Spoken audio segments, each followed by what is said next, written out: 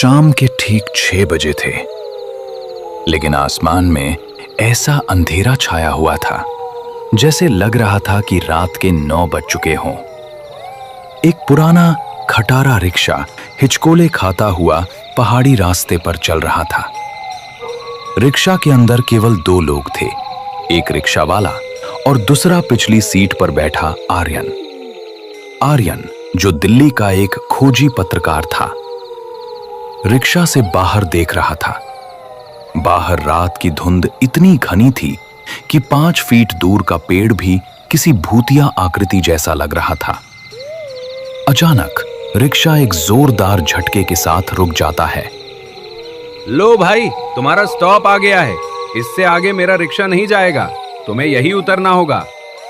भाई साहब, लेकिन नक्शे के हिसाब से काली घाटी गांव अभी भी यहाँ से 4 किलोमीटर दूर है, और आप मुझे यहाँ बीच में डरावने जंगल में क्यों उतार रहे हो? रिक्शा वाले ने अपना सिर घुमाया और आर्यन की आंखों में देखा।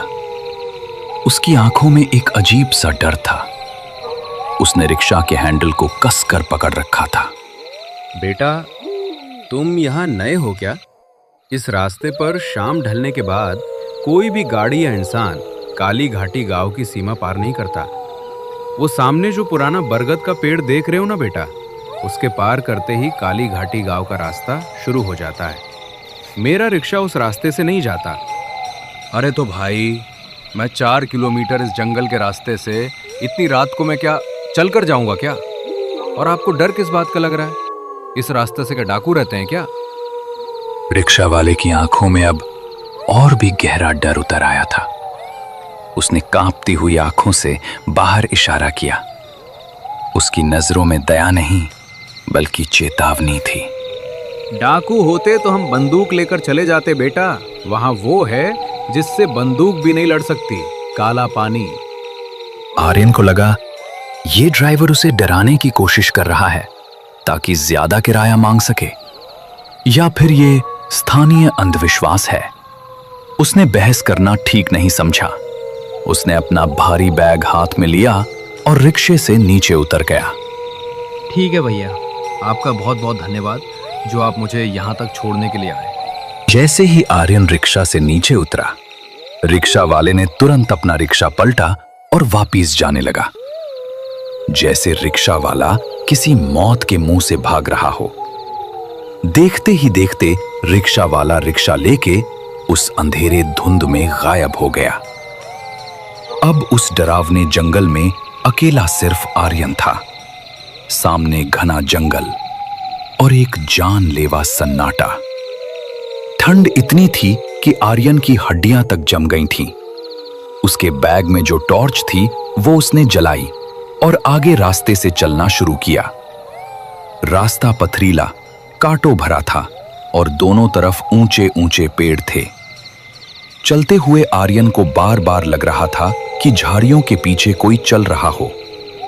पत्तों की आवाज उसके कदमों के साथ ताल मिला रही थी। चलते चलते आर्यन खुद से बातें कर रहा था। ये सिर्फ हवा है।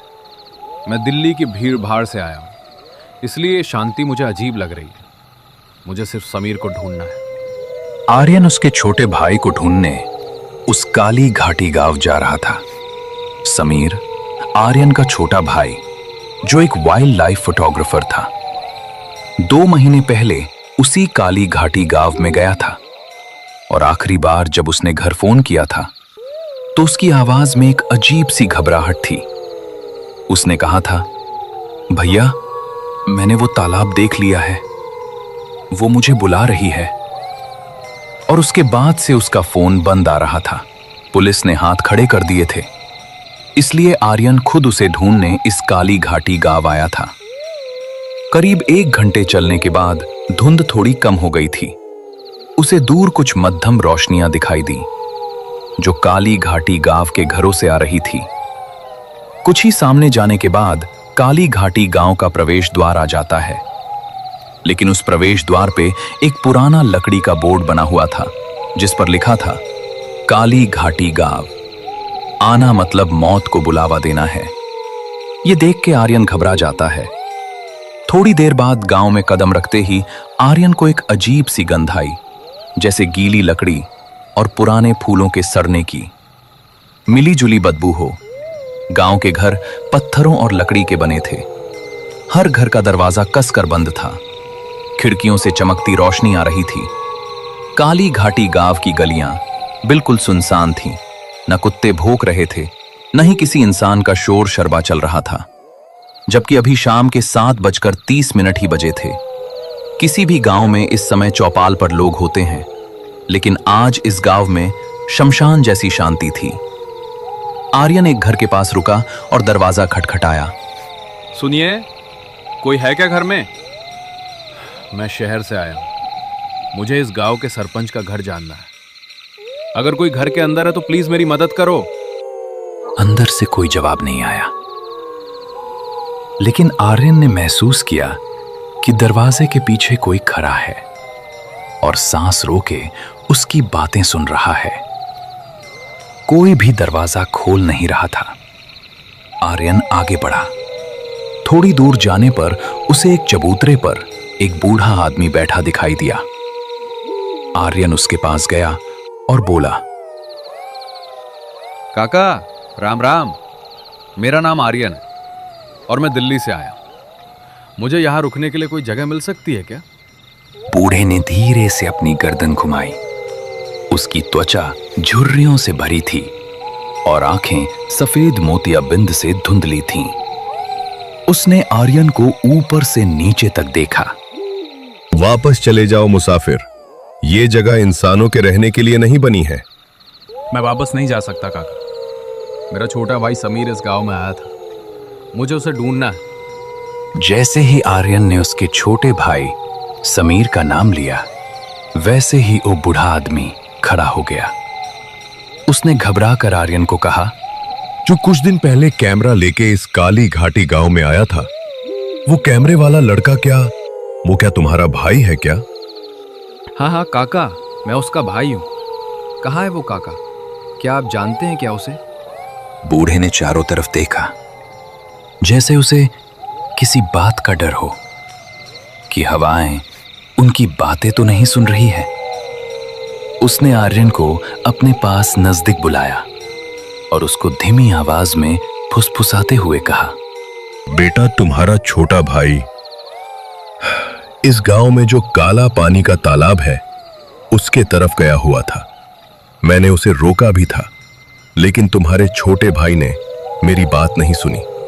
मैंने उसे कहा था कि अमावस आने वाली है, उस तालाब के पानी के पास मत जा, लेकिन वो माना नहीं।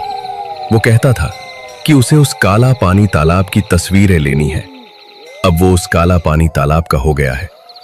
क्या मतलब काका? काला पानी का तालाब? उसमें मेरा भाई डूब गया क्या? अगर डूब गया तो पुलिस को क्यों नहीं बताया? पुलिस?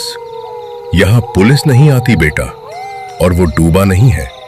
उसे उस काला पानी तालाब ने अपने अंदर खींच लिया है। काला पानी तालाब में लोग सिर्फ डूबते नहीं है, वो उसे सोख लेता है। उस इंसान की आत्मा, शरीर और उसकी यादें, सब कुछ। आर्यन को उस बूढ़े की बात पे यकीन नहीं हुआ। उसे लगा ये बूढ़ा पागल है।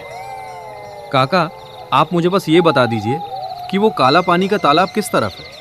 मैं खुद उस काला पानी के तालाब के पास जाके देख लूंगा। बूढ़े की आंखों में अब डर की जगह एक अजीब सी उदासी थी। बेटा, गांव के उत्तर दिशा में जंगल के पार, लेकिन आज रात मत जाना। आज रात हवा में नमी ज्यादा है। जब नमी बढ़ती है तो वो उस तालाब का काला पानी फैल जाता है। आज मेरे घर रुक जा, सुबह चले जाना, अगर तुम सुबह तक जिंदा रहे तो। आर्यन के पास कोई चारा नहीं था। रात घनी हो चुकी थी और जंगल में अकेले जाना बेवकूफी होती। वो बूढ़े के घर में रुकने के लिए तैयार हो गया। उसी पल दोनों साथ साथ उस बूढ़े आदमी के घर जाने लगते हैं। थोड़ी देर बाद दोनों घर में आ जाते हैं। बूढ़े का नाम हरिया था। उसका घर छोटा था, जिसमें सिर्फ एक कमरा और एक रसोई थी। हरिया ने आर्यन को खाने के लिए सूखी रोटी और प्याज दिया। लालटेन की रोशनी में दोनों बैठे थे। हरिया काका, ये काला पानी तालाब का क्या किस्सा है? आखिर एक तालाब से पूरा गांव इतना डरता क्यों है? बरसों पहले की बात है बेटा। वो तालाब ऐसा नहीं था। उसका पानी कांच जैसा साफ सा था। हम उस तालाब के पानी को अमृत कहते थे। लेकिन फिर गांव में पानी का अकाल पड़ा और फिर गांव के तांत्रिक भैरवनाथ ने कहा कि गांव के तालाब को बलि चाहिए। लोगों ने जानवरों की बलि दी, लेकिन बारिश नहीं हुई। अगली बार भैरवनाथ ने कहा कि तालाब को इंसान का खून चाहिए। भैरवनाथ के पागलपन में गांव वालों ने एक अनाथ बच्ची को उस तालाब में फेंक दिया।